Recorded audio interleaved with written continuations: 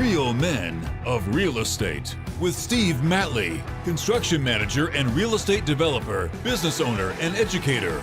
Did you know that right now there's 22,000 units deficit? Tunde Ogunwale, real estate development professional, Naval Academy grad, and veteran with a deep understanding of the public sector process. All of us want to live in thriving communities.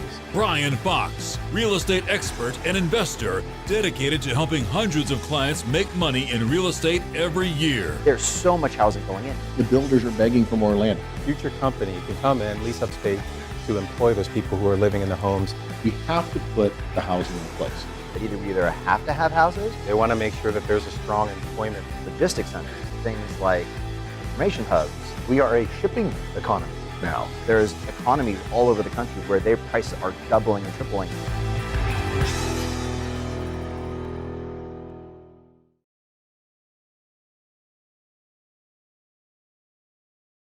Hi, welcome to Real Men of Real Estate. I'm Steve Matley. I am joined today by Brian Fox and Tunde Ogunwale, and we are continuing our series on the ABCs of commercial real estate. Last time we gave an overview of the different types of commercial real estate. Tunde explained four different categories of them, how they differed, where the similarities were, and what areas you would find them in.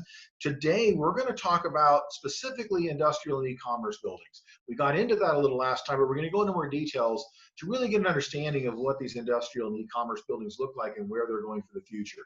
Tunde, I'm going to throw this into your court because this is your area of expertise. And so lead us off on industrial and e-commerce buildings, please. All right, fantastic. Thanks a lot for the intro, Steve. Yes, we're going to focus on industrial and e-commerce because it happens to be one of the hottest product types in the market, and a lot of people have been asking some questions. So I mentioned in a couple different episodes that the industrial demand is really being driven by e-commerce phenomenon. If you go to NAIOP's website, as well as a bunch of other industry white papers, they've really been projecting what the next 5 years are going to look like, and all of them are anticipating a significant increase in e-commerce, basically people buying goods and services online. If you want to take a look at the study, you can look at NAIOP's website, Industrial Space Forecast. The numbers have done even better than forecast, obviously in response to what's happened with the pandemic and people working and buying goods from home. To get an understanding of what happens on the development side of e-commerce, I think it's important to understand it really is a team sport, that a lot of different roles are involved in being able to bring a logistics center, a fulfillment center up and online. Usually you have people who focus on this product type, not that other people can't do it. In many ways, a warehouse building is simple, a floor, four walls, and a roof. But you do see in e-commerce buildings that they are a bit more complex. There's a lot more glass and glazing, the HVAC systems, some of the environmental requirements, especially here in California for those logistics centers, because they are bringing in more jobs. There are higher demands. So you do see architects and engineers who tend to focus, especially on the big box side, they tend to focus on this product type. In the last few months, there's been an increase in activity from the property manager and the asset managers. Basically, the asset manager is looking at a portfolio of buildings. And when it comes to industrial, everybody's trying to ask that question. If you've been in the midst of construction, has your building been considered an essential building? Has construction continued? If you already have a single tenant or multiple tenants, there's a lot of discussion about whether or not the tenant is going to maintain their viability through the great pause, as we've talked about. And then obviously property managers have been changing some of their requirements in response to the pandemic. They've been increasing the cleaning standards in common areas. They've been increasing the HVAC and air circulation requirements in a lot of these buildings and making sure that their tenants are happy. In good markets, property managers are busy. In very difficult or challenged times, asset managers and owners are really bumping up the property management to add some increased services to keep those tenants. And we've seen the asset managers and the property managers really increase their activity. The brokers are critical to the deal. Brian, you know this on the residential side. yes, sir.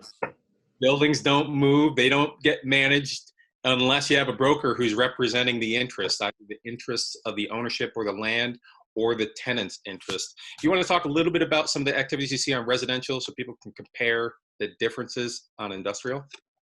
Yeah, so one of the main things regarding who's involved, there's a number of people on your team. There's the home inspector, there's the termite company, is the homeowners insurance company, there's the hazard, there's the hazard people, there is the environmental. So you have a lot of stuff, but it's kind of like this introductory. I hate to say it, but in residential, the surrounding parties, the players are fairly at the basic level. There's not a lot you have to worry about. It's become very straightforward. You do need to worry about insurance. You do need to worry about inspections, but it's become so boilerplate over the years that there's not a lot of movement from side to side of what can go wrong if it's not right in front of you already.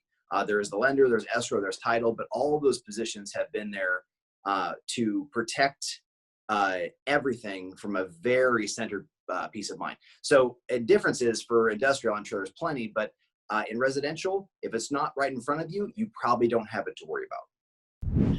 Yeah, and that's a great perspective. I would say on the industrial, especially on the Class A big box industrial, Class A being Maine and Maine and some of the more mature and highly desirable markets. And then Class A also refers to the tenancy and the fit out of the building. You do have the same players that you do have in residential. I will say that depending on the tenancy, especially if you do have a credit tenant, somebody who has a very high credit rating or is a Fortune 500 or better firm, you do see intense discussions about terms and conditions on lease provisions and purchase and sale transactions. There's a lot of activity around that.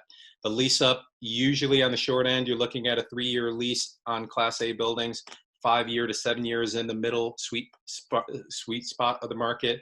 And ideally, if you can land a tenant with 10 years or more on industrial, you tend to see leases really recognize that. And with those, they typically have 3% escalator clauses, as well as a number of different provisions in terms of what the owner's responsibilities are in terms of maintaining the asset and the tenant's responsibilities in terms of preserving the asset while they're in it.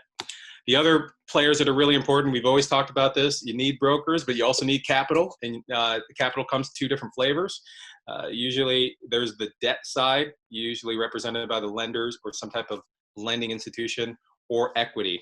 In big box industrial, you tend to see a lot of some of the more sophisticated pension groups, the teachers, CalPERS, Texas pension funds tend to be very active. TIAA tends to be very active. You see a lot of that on the equity side. And lately, there's not only been a very strong demand for e-commerce on the equity side, but they're also trying to figure out, can we reposition older buildings and maybe bring those online? So there's a lot of activity happening on those side. Obviously, developers near and dear to my heart. Myself and many of the other developers are really eager to try to find land that we could tie up. We're similar to you in some ways, Steve. I know that you're always looking for good land deals to be able to entitle and see if there's a strong market on the single family residential side. I'd say that the developers on the industrial side are similar. Do you want to touch on the role of the developer? We've actually done projects that were commercial, not logistics centers, but we've done projects that were shopping areas. We've done projects that became storage centers, projects that became hotels and those type of things. So we've done those type of projects as well. They tend to be remnants after we do a large residential. There's that piece of property that's on the major corner that the city wants as a commercial area. And so we end up having that as a side thing. So yeah, we have done those. As a construction manager, I have worked on those. I have worked on those type of buildings, tilt-ups that were either manufacturing or logistics centers and those type of things. You're doing more CM type services. Great. Yeah. Thanks for sharing that perspective. It's obviously an area where a lot of people touch it. You're doing some of the smaller scale projects or some of the larger scale projects. It's definitely very exciting. And a lot of the cities and jurisdictions like to see economic activity in their markets. So there's a really strong demand to see more of that. There's a key issue here, Tony, and that is that cities get revenue off of these type of buildings. Right. Property taxes don't usually go to the city. Property taxes go to the state and to the county. And so most of that doesn't go to cities to help them with all the services they have to provide: the police, the fire, the trash collection, the streets, the parks, all that stuff. But these type of businesses develop business license taxes, and those are based upon the gross revenues. And this is a major source of income to a city, which is why cities like these kind of buildings. Cities love your types of developments, even if a lot of the residents may go, oh, it's a traffic issue and it's, we'd rather have something like a park there. But the fact is that distribution center generates a lot of money that takes care of that city. It's funny you bring that up. I was at Planning Commission last week, and our site happens to be in a site that's over 1,000 feet from residential. And we knew that there were some local groups who may challenge the project, but we noticed over the last 3 months, even the residential community is more in favor of bringing jobs. They recognize it's not a drain on public resources like fire, schools, etc. And you do pay developer fees and community improvement fees, etc. So there's a benefit for everybody in that way. The school fees alone. People have no idea how much schools are funded by development. Massive amounts of money go into the school system because of development like this. Absolutely. In one of our other episodes, we actually brought in an entitlement consultant and talked about the development process. I listed this role because in California in particular, as it relates to big box industrial, this role is critical. Lawyers, brokers, capital is essential. I'd say right behind those groups are the entitlement consultants.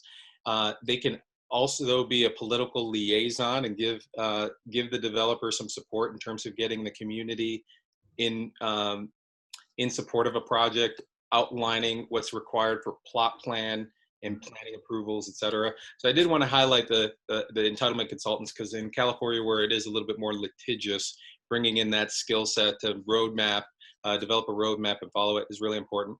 And obviously the tenants. We've talked about the major tenants. The Amazon comes to mind as the big elephant in the room because they've done so much on e-commerce, but there are many other retail locations that are shifting to e-tail, trying to make sure that they can deliver products online. And the tenants are really driving a lot of this activity also. Yeah. Walmart's giving Amazon a run for their money right now. Walmart's doing a huge fulfillment service, yes. Yeah, and I'm working on a project with Sam's Club, who's doing it for that reason. And that's part of Walmart, yes. Exactly, absolutely. When it comes to deal making from the developer's perspective, one of the opportunities that we talk about is build to suit. Basically, you have a tenant who's saying, I want to tie up the land and build a building specific for my needs. In terms of getting paid, the developer is incentivized. Usually they do that as a fee developer, and there may be some other performance incentives depending on how they've performed on construction, fit out, and how well they've organized the development process. The other way that developers in the e-commerce and the industrial space make money are in speculative development. The basic idea behind this is if you build it, they will come. And the idea is that once the developer with enough knowledge of the market, having done market research and recognizing a community is going to be supportive of the project, they're believing that once they build the building, the tenant's going to come in later. They're going to be able to come to terms with the tenant's requirements, figure out the lease terms, the T's and C's, the fit out. And then hopefully we call that a principal transaction, where the developer has some money in the game. They may have a capital partner and a stack of capital who's supporting them. And then they're looking at return on investment based incentives. Steve, I know that you work on this model at times also. Do you want to talk a little bit about the speculative development process? Yeah, I've actually done all three of these, mostly the speculative and the public-private partnerships. I've worked as a construction manager on multiple public-private partnerships throughout Southern California. So the speculative, of course, that's all about getting a return on investment, and it is an investment opportunity for people. So they and this can be as small as spec homes on the residential side, and as large as major shopping centers or business park developments. A lot of times, REITs will get involved in some of these kind of things, build out these huge facilities, and their idea is to recover that either through tenant leases, or oftentimes they're selling off commercial or office condos within these business park type developments. A lot of the business park to me is this weird place where it's somewhere between light commercial and industrial. It's a tilt-up boxy thing, but it's broken into small pieces, almost like a shopping center is for individual offices or gyms or shops or whatever they're doing in there. And it's a unique little animal of its own with multiple buildings. And a lot of those are built on the speculative basis of building them out and then leasing those out or selling off the little condos. The public-private partnership, you know, a lot of times the people, when you go to the polls and you're voting on bond measures, a lot of times what you're doing is funding these type of projects. That's exactly what you're putting your money into. And sometimes it goes to the project itself, and sometimes it goes to the infrastructure that allows the project to go in, the roads and the utilities and the flood control and those type of things. And that's a really important perspective. In 2020, we know that it's a big political year. All of us are going to vote on national elections. It's also important to understand some of these public agencies have bond measures where they want to get stuff built. They want schools to get built. They want to utilize underutilized land, infrastructure improvements. You've talked about that. Sometimes it's on a bond measure that you're actually voting for bond measures to approve public debt. Other P3 incentives look like a public agency may have land and they want to lease the land and have a developer come in and improve the highest and best use and find a way to make money for the public agency by boosting the value, by bringing some private sector expertise in the development. And so that's another way that you're seeing a lot of deals get done in the e-commerce and industrial space. Yeah, or even a lease back, where the final tenant is in fact the public agency who's Right. building it, but a private developer came and built it.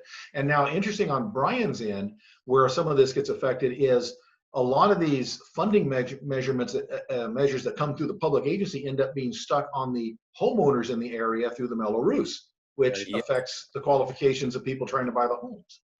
Well, and what's most interesting about that, you'd think that the residential world would get this figured out, but most people on that team do not claim responsibility of managing and making sure that people know about what the Melrose is. That goes from the seller to the lender to escrow. No one's claiming responsibility. I mean, it's right there on the tax bill, but no one wants to be the guy that says, oh, I know what it is, and here it is. Even the seller may know about the special assessments in the Melrose, but they do not claim responsibility to inform based on that. And typically those Melrose, now they can drop off.